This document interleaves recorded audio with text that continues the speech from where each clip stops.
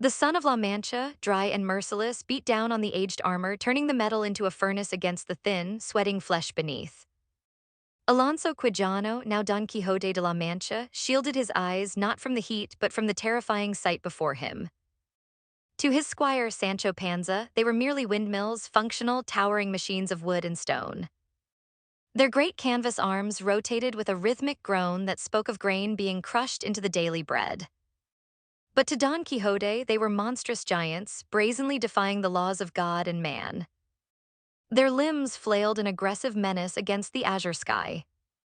He felt the familiar, fiery rush of righteous indignation course through him.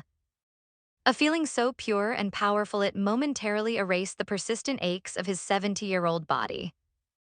This was not delusion, he believed, but the brutal, undeniable reality of a world gone wrong, a reality only he had the courage to face. Sancho Panza tugged desperately at the reins of his donkey Dapple, the dust swirling around his worn leather boots. His voice, rough with concern and heat, was a frantic counterpoint to the knight's soaring rhetoric. He implored his grace to look again, stressing that they were only windmills whose arms were sails, not clubs. He pointed to the miller emerging, wiping flour from his beard, a figure wholly mundane and unthreatening. Yet Don Quixote heard only the cunning whispers of an enchanter, a foul sorcerer attempting to dull his sharp perception, to obscure the true nature of evil.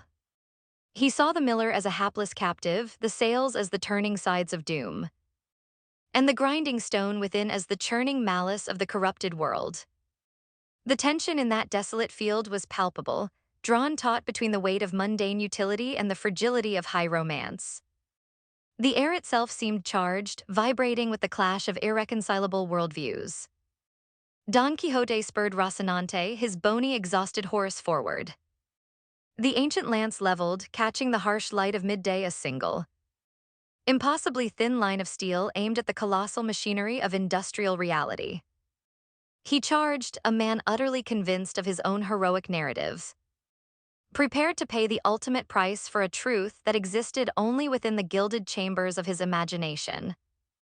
The resulting impact was devastating, a sickening crunch of wood, the splintering of ancient hope, and the sound of a man and his mount tumbling into the dusty earth. They were defeated not by an adversary's strength, but by the relentless physics of engineering. Imagine this precise collision point, the moment when a magnificent, soaring idea meets a stubborn, hard fact. This simple, absurd scene poses one of Western literature's most enduring and vital questions. Was Don Quixote, this hapless, bruised, and profoundly wrong figure, merely a mad knight, a lunatic driven beyond the bounds of societal reason? Or was he, perhaps, the only truly awake dreamer in a 17th-century Spain that had voluntarily surrendered its soul to pragmatism and cynicism? We are forced to consider whether true sight demands a certain degree of self-delusion, and if the pursuit of the ideal, no matter how comical its execution, is the highest form of human resistance. To truly grasp Don Quixote's essence, we must first immerse ourselves in the Spain of his creator, Miguel de Cervantes Saavedra.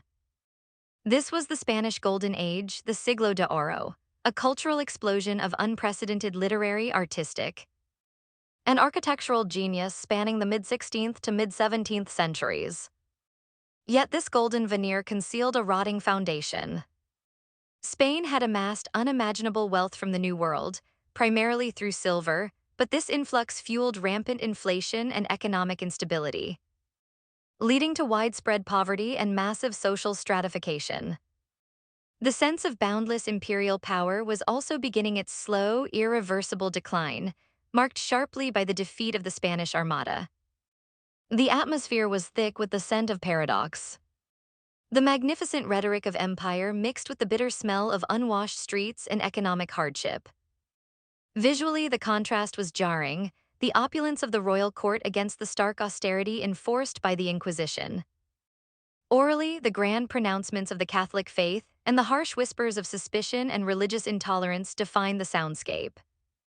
The Golden Age, therefore, was not one of pure triumph, but of profound tension. Great artistic fervor fought against rigid dogma, and idealism buckled under the pressure of harsh fiscal reality. This is the world Cervantes knew intimately. He was a former soldier wounded at the Battle of Lepanto and later held captive by Barbary pirates. His life was a curriculum of suffering, bureaucratic indifference, and frustrated genius. He channeled this experience into the core element of the book, the character of Alonso Quijano. Quijano is not born mad. He is a product of his environment, a minor country gentleman, a hidalgo, whose life is characterized by monotonous routine and negligible societal impact. He seeks escape not in wine or fleeting pleasure, but in the pages of chivalric romances, which were the popular bestsellers of the time. This reading obsession is the source of the Quixotic transformation. Let us expand our understanding to the very nature of chivalry itself, as Don Quixote understood it. Chivalry at its height was a medieval code defining the ideal virtues of knighthood: courage, honor, courtesy, justice, and devotion to a chosen lady. By Cervantes' time, it had devolved into a literary trope, a genre of endlessly formulaic books filled with damsels in distress, invincible heroes, and fantastical beasts. It was utterly detached from the pragmatic, gunpowder-fueled warfare and commercial society of the 16th century. Don Quixote viewed it not as a historical relic, but as an eternal moral operating system, the only way to establish harmony and justice in a fallen world. Don Quixote's embodiment of chivalry is painfully physical. We see the rust-eaten, cobbled-together armor, a visual testament to its obsolescence. His helmet, originally a barber's basin, gleams with the ludicrous nobility of self-deception. He sees the world filtered through the glossy, idealized descriptions of his books. Every peasant woman becomes a distressed princess, every inn a fortified castle, and every common insult a challenge to the realm of honor. His vision transforms mundane reality into the high-stakes theater of moral combat. The pursuit of chivalry for Don Quixote is a desperate, existential act of self-creation. The inner monologue of Alonso Quijano must have been a haunting echo of inadequacy, reflecting thoughts like, "I am insignificant, I am old, my house is dusty, and my purpose is gone." Don Quixote is born from the need to overcome this void. He does not just want to act like a knight. He wants to feel the heat of purpose, the burden of moral responsibility, and the sweet ache of devotion to an unattainable ideal. His quest is fueled by a burning conviction that the self can be remade through sheer, uncompromising will. We see this persistent yearning for external validation and structure today. Chivalry has been replaced by the quest for authenticity or legacy. We substitute the code of knighthood with complex self-help systems, startup manifestos, or unwavering political dogmas. Don Quixote's error, adopting a perfect, predefined identity that clashes violently with reality, is a persistent modern challenge.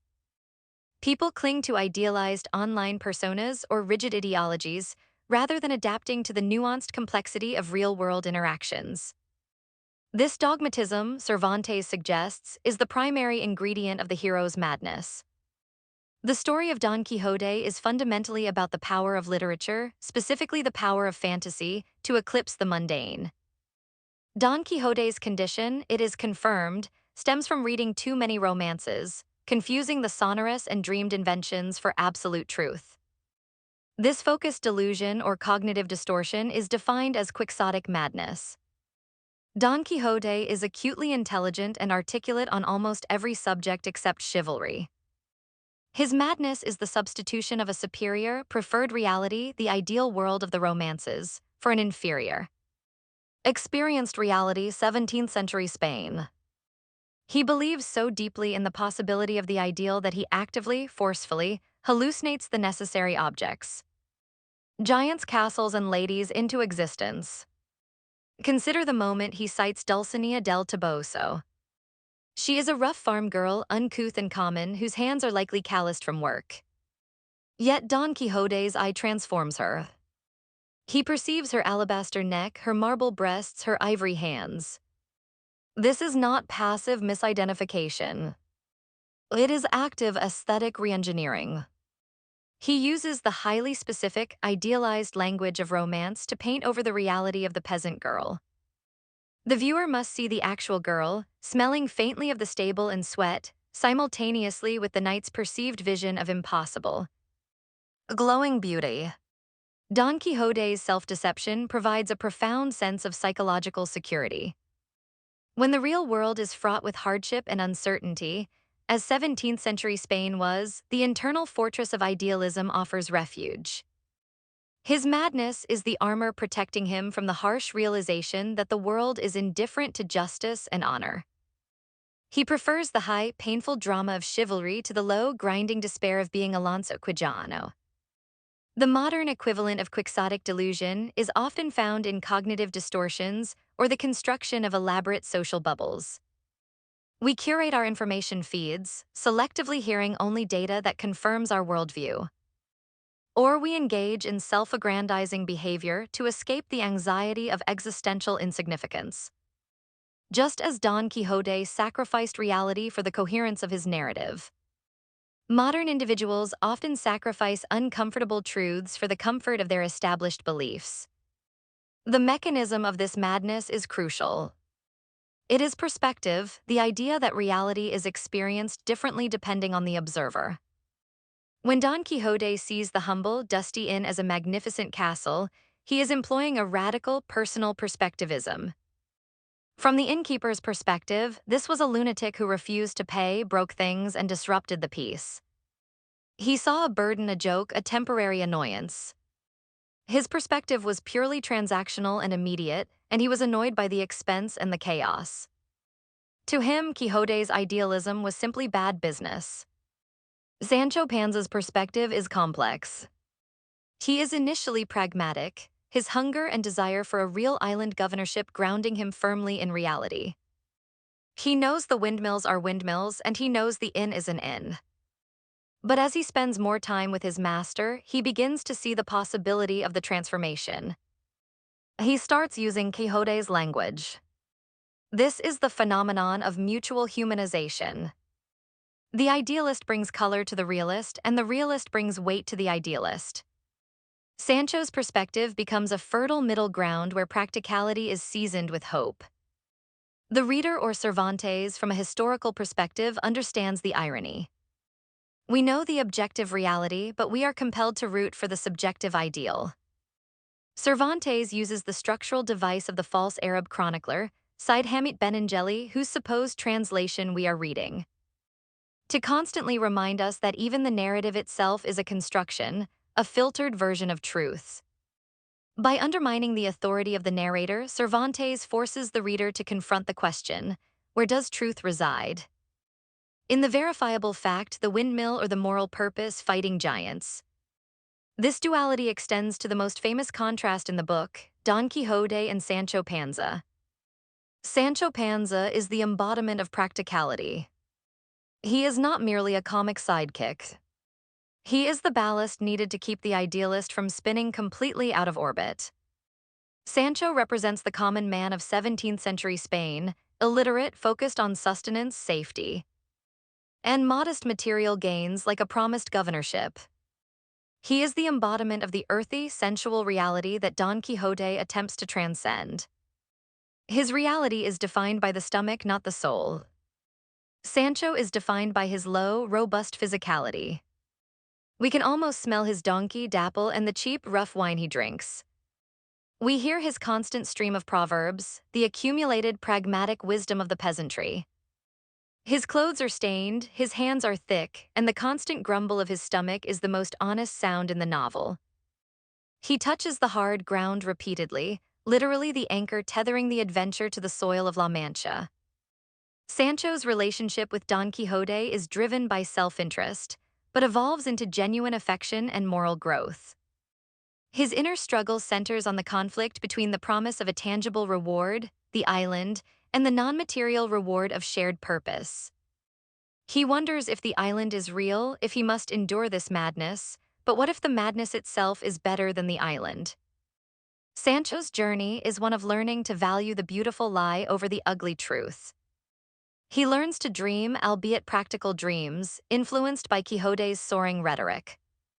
The birth of Don Quixote is the result of a profound cultural shift, which can be explored through a causal chain analysis focusing on the collapse of medieval literary authority. The root cause was the invention of the printing press, which fundamentally democratized access to the written word, leading to an explosion of popular literature, most notably the chivalric romances. These novels, often claiming false Greek or ancient origins, became widely accessible entertainment. Simultaneously, the rise of scientific inquiry, humanist philosophy, and practical mercantile capitalism eroded the foundational feudal values that the romances celebrated. Honor and virtue were replaced by profit and efficiency. This societal shift made the high language and rigid moral codes of the romances feel increasingly artificial and unsustainable. The immediate trigger was Cervantes' deep awareness of this literary and social saturation, seeing the need to cleanse the literary landscape. He specifically sought to subvert and undermine the authority of these romances, which he felt were contributing to a pervasive lack of realism and seriousness in public thought. Don Quixote's decision to become a knight, fueled by these very books, is the ultimate satirical mechanism to destroy the genre from within. The short-term effects upon the book's publication were complex. Initially, Don Quixote was widely enjoyed as a comedy, a ridiculous figure to be laughed at. The early 100 years saw him primarily as a fool, a caricature whose mishaps provided entertainment for the masses. The immediate literary effect was the instantaneous discredit of the chivalric romance genre.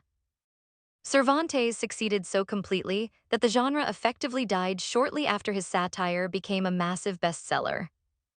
The public began to differentiate between pure, uncritical fantasy and the new, reflective realism introduced by Cervantes.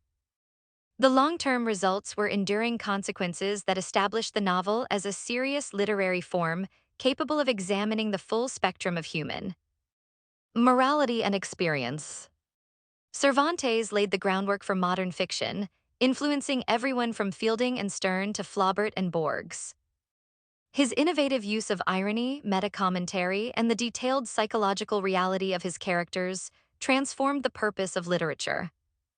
He proved that fiction could be a philosophical tool, not just an escape. The novel, now freed from the rigid structures of epic poetry or romance, became the primary vehicle for cultural self-critique and moral exploration. Cervantes was writing in a period deeply influenced by the revival of classical thought, including Neo-Stoicism and Skepticism.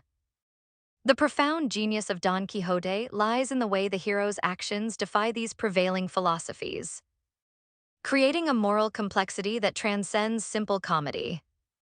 Neo-Stoicism, prominent in the Golden Age, advocated for moral tranquility and self-control, achieved through reason and understanding one's place in the cosmic order. It demanded the rejection of passions and the acceptance of external misfortunes with equanimity. The Stoic hero sought internal virtue, indifferent to external acclaim or loss. A Stoic hero would be perfectly composed under duress, their face betraying no emotion, their logic unclouded by anger or desire.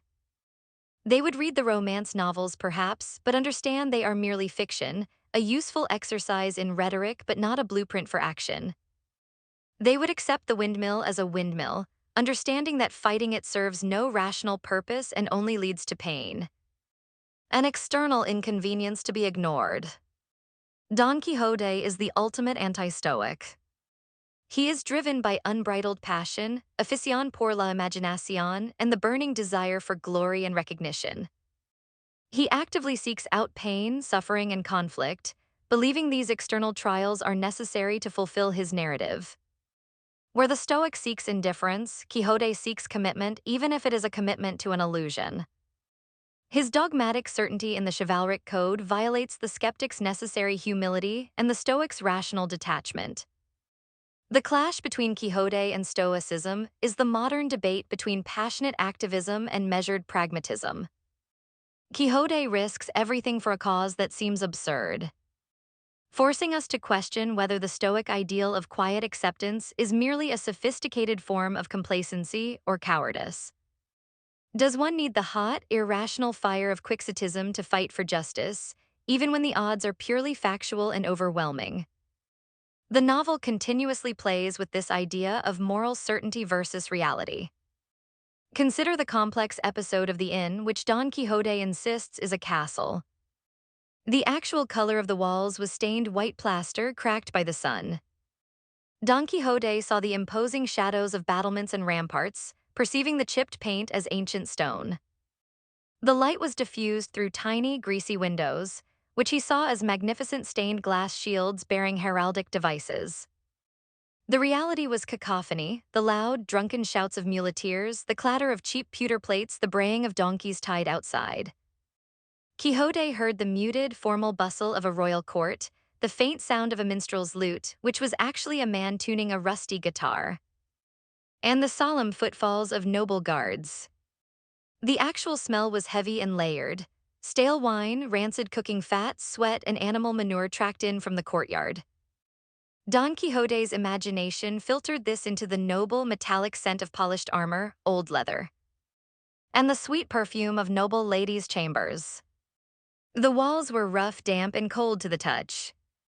He perceived the smooth, cool feel of tapestries, the heavy, comforting texture of silken blankets, and the soft, polished wood of a noble bedstead, oblivious to the constant itching of the actual reality. The food was basic, greasy peasant fare, stewed beans and tough mutton.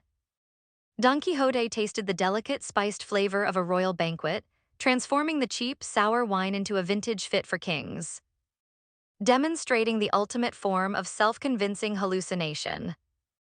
This elaborate hallucination is essential because it allows Don Quixote to operate at a higher moral frequency than the real world.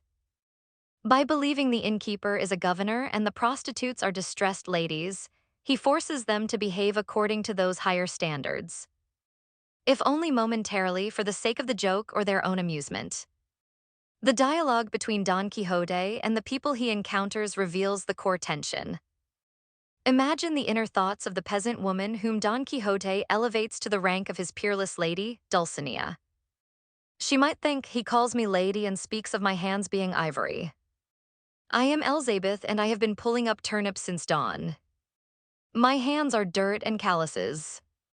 Does he mock me? If he is truly mad, he sees something I do not.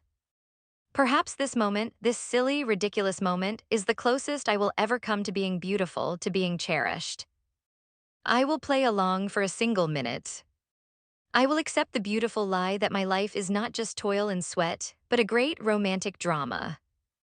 Don Quixote's insistence on the ideal forces others to briefly step out of their cynical roles and occupy a space of manufactured nobility. This is the argument for him being the only awake dreamer. His actions, though stemming from madness, expose the moral sleepwalking of the sane world. But this perspective also requires us to confront the ethical darkness inherent in Quixotism, a question raised by Jorge Luis Borges. What if Don Quixote's unwavering commitment to his illusion led to a true tragedy, the killing of a real person, mistaking them for an enemy knight? Borges suggested 3 scenarios, each deepening the philosophical chasm. Consider one scenario. The hallucination is so complete that Don Quixote would experience no moral shock, believing he had killed an enchanted foe, a figure of pure evil, and moving on without remorse. The reality of the victim simply fails to register in his consciousness. This reveals the horror of total dogmatism, a commitment to the ideal that renders human life meaningless. Another scenario proposes that the act of real violence, the visceral sight and smell of blood, the sound of human suffering, might shatter the fragile glass of his delusion, plunging him back into the reality of Alonso Quijano. This would mean that reality is only powerful enough to assert itself through extreme trauma. The most complex scenario suggests that the act of sacrifice, the murder, might reinforce the delusion. The greater the cost paid for the fantasy, the more fiercely one must cling to the fantasy to justify the sacrifice. The blood spilled makes the story more real, forging a desperate, unbreakable bond between the illusion and the self. This exploration reveals that Don Quixote is not just funny, he is terrifying. His madness is not merely the failure to perceive facts, but the willful rejection of the social contract, the shared agreement on what is real and what is moral. The true terror lies in the profound intelligence attributed to him. He is not stupid, but intellectually self-deceived for a specific, self-aggrandizing, and yet ultimately noble purpose: glory and justice. Cervantes' use of irony is critical to the novel's enduring power, distinct from the bitter, cutting satire often found in other writers. Cervantes' irony is noted as being mild and humorous rather than cutting or sarcastic. He uses irony not to destroy the human spirit, but to illuminate its flaws and complexity. He critiques the genre of the chivalric romance, but he never entirely dismisses the underlying human longing for idealism that the genre represents. The irony operates on two levels: situational and structural. Situational irony sees Don Quixote attempt a high-minded act of justice, such as freeing galley slaves. But due to his distorted perception, he only creates more chaos and injustice in the real world. His noblest intentions lead to the most ridiculous, ignoble results. Structural irony, or metafiction, involves Cervantes repeatedly reminding the reader that this is a book. A translation of a supposed Arabic history written by a Moor, Said Hamid Benengeli. This layered narrative ironically comments on the search for historical truth. Cervantes essentially asks how much authority you can give any story, including the histories you rely on, if the story of his hero is merely a translation of a fictional source. This ironic move distances the reader from absolute certainty, enhancing the perspectivism. The irony serves a moral purpose. As the Roman orator Cicero noted, satire should aim to give instruction more than delight. Cervantes delights us with Quixote's antics, but his underlying intention is to instruct us on the dangers of uncritical dogmatism. Whether it be in reading fantastical books or in accepting the stagnant reality of the Spanish Empire, Sancho Panza frequently embodies the pragmatic counter-irony. When Don Quixote makes a grand, poetic pronouncement, Sancho follows up with a common proverb that undercuts the grandeur while affirming a simple, earthy wisdom. Their partnership is a perpetual ironizing machine, where high and low language, spirit and body constantly check and balance each other. The consequences of Don Quixote's existence extend far beyond the borders of La Mancha, fundamentally reshaping the trajectory of Western thought and literature. Cervantes' work established several conventions essential to the modern novel. Don Quixote and Sancho Panza are complex, evolving, or round characters. They are not static archetypes like the heroes of the romances. They learn, regress, and change each other. Sancho starts as a simpleton and ends up quoting his master's philosophical ideals, while Don Quixote, conversely, begins to incorporate some of Sancho's practical realism. Cervantes anchored his tale in the specific, recognizable geography of La Mancha, detailing the inns, roads, and peasantry. This commitment to verisimilitude became a hallmark of the new literary form, giving the novel its power to reflect social reality. The novel also proved that it could be a vehicle for sophisticated philosophical debate, exploring morality, truth, and the nature of fiction itself rather than just an escape.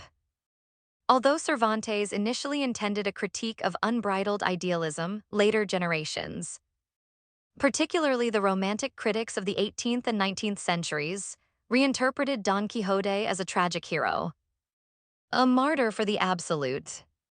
This historical shift in perception is a testament to the novel's depth. Romanticism, which valued intense personal feeling, passion, and the sublime over classical restraint, seized upon Don Quixote as their patron saint. They saw his refusal to acknowledge reality not as madness, but as a superior form of perception. The poet's or genius's ability to see the potential of the world, not just its depressing actuality. They argued that he was the only awake dreamer because he refused to let the pragmatic, industrial world crush his soul. This interpretation was heavily influenced by Kantian ethics, where Don Quixote's dedication to a kingdom of ends, a world governed by pure moral law, was seen as noble regardless of the consequences. Don Quixote's struggle is continuously recontextualized across centuries. His fight against the Windmills, originally a satire on outdated literary tropes, evolved into a powerful metaphor for fighting societal stagnation. and later existential absurdity. Critics saw him as a precursor to characters in Kafka and Beckett, figures lost and alienated in a world devoid of shared meaning, yet continuing their seemingly pointless quests. Today, Quixotism endures as a stand-in for anyone who resists the crushing logic of utilitarianism. If Don Quixote were to appear today, where would we find him tilting at his modern giants? He would likely be an uncompromising activist fighting a vast, indifferent bureaucratic machine. He would spend hundreds of hours researching an injustice, only to be dismissed by a short, automated email. The equivalent of being knocked down by the unfeeling sail of a corporate windmill. His idealistic, lengthy manifestos on justice would be mocked as unrealistic, and his eloquent arguments would be drowned out by the short, catchy slogans of superficial social media debates. He would be the startup founder driven by a utopian vision to revolutionize an industry, only to be crushed by the brutal reality of market forces, venture capital metrics, and shareholder expectations. He would view profit as a necessary evil, while his sane competitors view profit as the only good. He would be tilting at the giant of scalable, efficient capital. He would be the artist who refuses to compromise commercial integrity, who insists on making only true art in a world that demands commodification and immediate consumption. He would view an NFT or an algorithmically generated piece of content as the vile sorcery that destroyed the true craft of beauty. He would dedicate his life to a pure, uncompromising aesthetic facing inevitable obscurity and financial ruin, yet finding profound satisfaction in his moral self-imposed exile.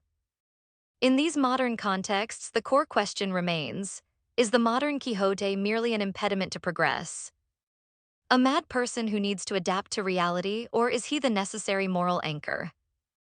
The one person refusing to let reality dictate the limits of human aspiration. The final chapters of the novel offer the most poignant insight into the duality of Don Quixote. After being defeated and forced to return home, he regains his sanity. Alonso Quijano the Good, the sensible country gentleman, returns. This return to sanity, however, is not a triumph. It is a profound tragedy. The room is dim, the window small. We see the dusty furniture of the gentleman's house. The very books that drove him mad are stacked neatly. His face, now pale and drawn, is no longer animated by the inner fire of chivalry, but marked by the hollow-eyed exhaustion of a man who has lost his greatest dream. The light filtering in is not the heroic sun of adventure, but the gentle, sad light of late afternoon, signaling the end. Gone are the clashes of lances and the shouts of battle. The room is dominated by the quiet, measured breathing of a dying man. The only other sound is the soft murmur of his niece, housekeeper, and Sancho, who are now speaking softly. Not in fear of madness, but in grief for the impending loss of his idealism. Don Quixote lies in a large, clean bed. The cool sheets feel unfamiliar after the rough, open road. He touches his chest, feeling not the iron of armor but the fragile cage of his ribs. He is acutely aware of the rough, comforting hand of Sancho Panza gripping his own, the physical presence of his earthly companion offering solace. He can taste the bitter herbs of the medicine his niece gives him, and perhaps the lingering metallic taste of regret. Or perhaps the profound sweetness of a mission completed, even if in failure. The dying Alonso Quijano explicitly renounces the chivalric romances, calling them abominable books. He confesses his sin and dies, restored to common sense, piety, and practical wisdom. But what does his sanity cost? It costs him his identity. The world gains a rational, quiet gentleman ready for the grave, but it loses Don Quixote, the man who dared to see giants where others saw only grain mills. The man who sought to be the active agent of justice in a world of passive acceptance. Sancho Panza, ironically, is distraught. The realist has become infected by the dream. He begs his master not to die. He implores him to stay, to take heart, and to embark on a new adventure. Perhaps he suggests they could become shepherds instead, singing of their love for Dulcinea. The pragmatic man is now the idealist, desperately trying to keep the flame of the beautiful madness alive. This final reversal is Cervantes' masterstroke. The story begins with a man who goes mad to escape reality, and it ends with the sane reality being rejected by his most loyal companion. The restoration of sanity leads only to death, suggesting that life, true existence, resides only in the passionate pursuit of a self-invented ideal, no matter how ridiculous the endeavor. The legacy of Don Quixote is not about confirming the boundary between the real and the imagined, but about demonstrating the porous nature of that boundary. It forces us to ask whether the highest human virtue lies in accepting the world as it is, or in fighting tirelessly to change the world into what it should be, even if the tools we use, a rusty lance, a barber's basin, a frail, aging body, are laughably inadequate for the task. His story persists as a mirror, reflecting our own daily choices, whether to yield to the mundane gravity of reality or to charge, headlong and utterly convinced, into the beautiful, impossible horizon of the ideal. In a world increasingly defined by efficiency, data, and hard realism, what ethical necessity demands that we continue to seek out and tilt at our own magnificent, necessary giants?